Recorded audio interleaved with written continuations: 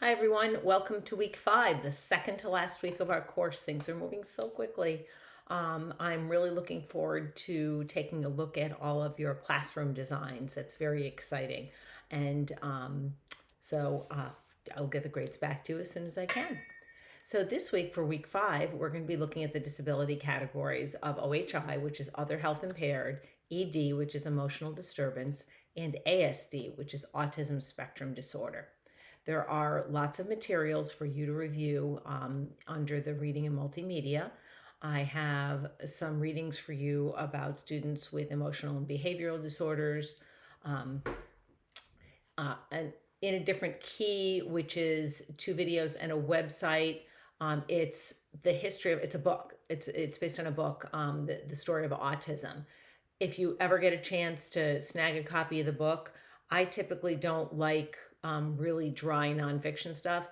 This isn't. This reads like a novel. It's a long book, but it's a fascinating read. So if you're interested in learning more about the history of autism and you can get a hold of that entire book, I highly recommend it. And also to look at the National Center Autism Center at the May Institute. Then there are some videos for you to watch about autism, also from actual students' points of view, a second grader and a fourth grader, and then some strategies for addressing behavior in the classroom.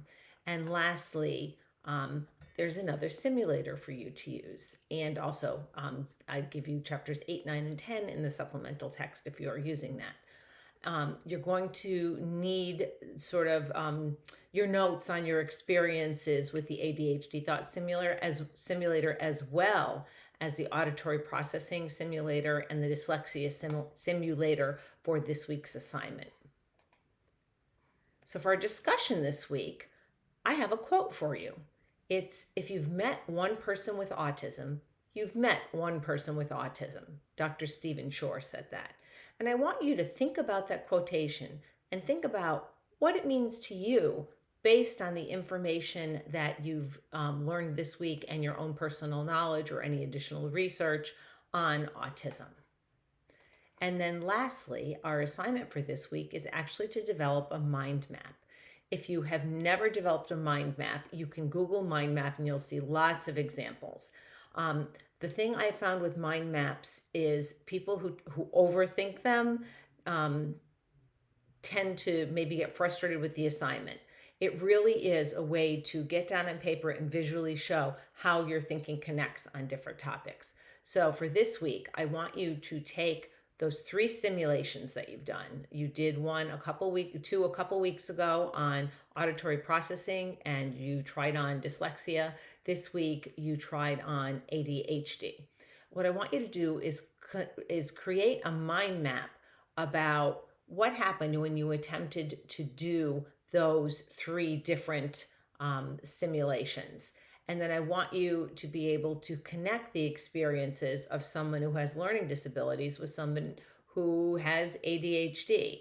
So it may be, attention, that it's really hard to focus when you're having difficulty. And then literally draw a connection between those. So you may want to start with you're thinking about all 3 separate simulations and then start making those connections to what you've learned. So it may be auditory processing, and then you have another little bubble about something you've researched about auditory processing. And then if you think that same research connects to what you've learned about the ADHD and your experience with the ADHD simulator. So it can be multi-dimensional, I guess, almost, where you're connecting your experience. So you could have had common experiences between all 3 simulators, and it could be common knowledge and information and outcomes based on your readings and any additional research that you've done. I did give you a link to a free mind mapping app.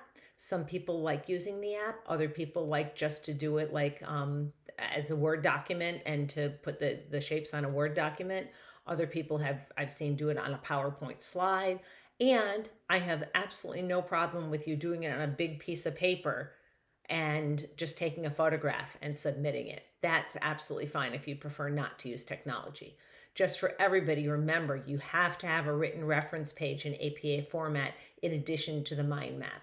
and then you should have any in-text citations. So as I've commented on many of your papers, every resource that you have, you should have at least one in-text citation about where you use the information from that resource in your mind map. If anybody has any difficulties with this, feel free to reach out. It shouldn't be a difficult assignment. It's really just a way of you just putting all of your reactions and research on paper, and then sort of playing connect the dots with it. So I hope that explanation helped. Again, reach out to me if you have any issues doing this. And just a reminder, late assignments can be turned in up to 1 week past their due date, which means this is week 5. So you can turn, if you missed, hopefully you won't, anything in week 5, it can be turned in by the end of week 6. The reason why I'm saying this now is please know that there is no late work accepted for week 6. I have a very short turnaround period to get your grades to the registrar. So I always like to give you lots of advanced warning as to no late assignments will be accepted in week 6. So we're in week 5, 1 more week after this. You guys are doing great. And I look forward to seeing and hearing from you in our discussion. Take care.